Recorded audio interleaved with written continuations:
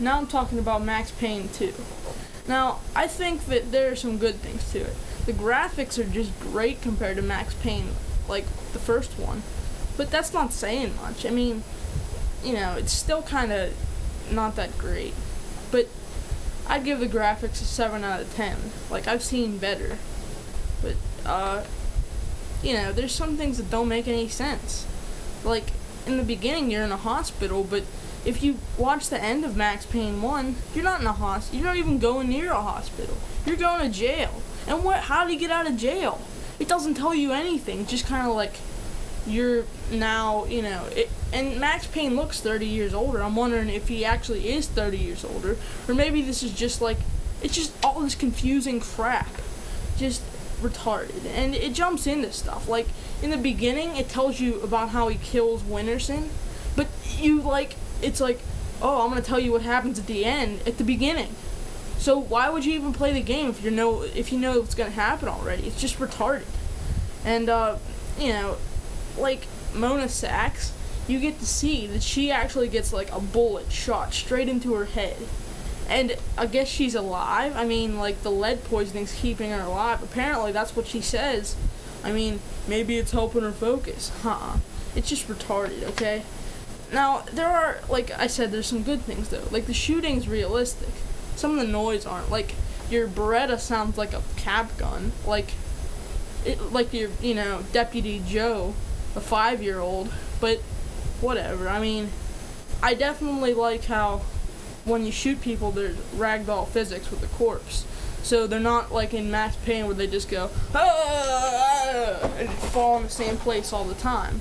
In this one, there's some, creativity going on. Now, the sound is good, like I said, except for, like I said, the Beretta, it's horrible. And the environment's realistic. If you run into a table, the table knocks over and everything on it falls to the ground. So that's pretty cool. But now, like I said in Max Payne, nothing, like, the dreams, you don't know when the dreams are, like, going on, and you can't control the graphic novel except for shutting it off. I mean, I think there's a button that possibly could, stop it and go through the thing page by page, but you can't do it like you could in Max Payne 1, where you can go back and you can go forward and you can, watch it.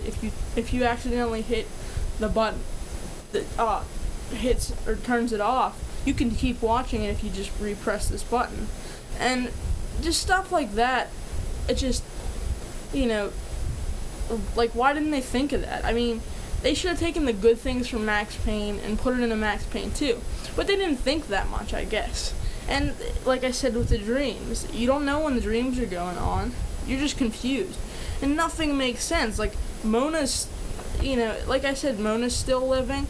And, like, if you need to watch all these, like, graphic novel things, though, to, like, understand what's going on in the story, then the game's just not that good. Like, the story, you should be able to play the story.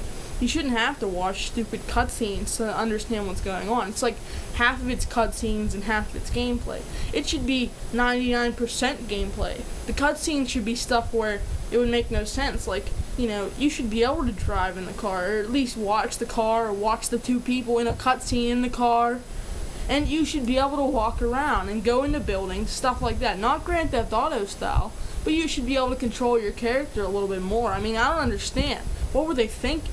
Like, let's have half of it cutscenes? I'm not watching a movie. I didn't buy the game to watch a movie. And if they wanted to make a movie so bad, this would be a great movie, I'm thinking. Because, I mean, the graphic novel, although it's dramatic, people like drama. And, it's pretty cliche, but people like cliche. Except for the smart ones, okay? Now, but they say some weird stuff in here.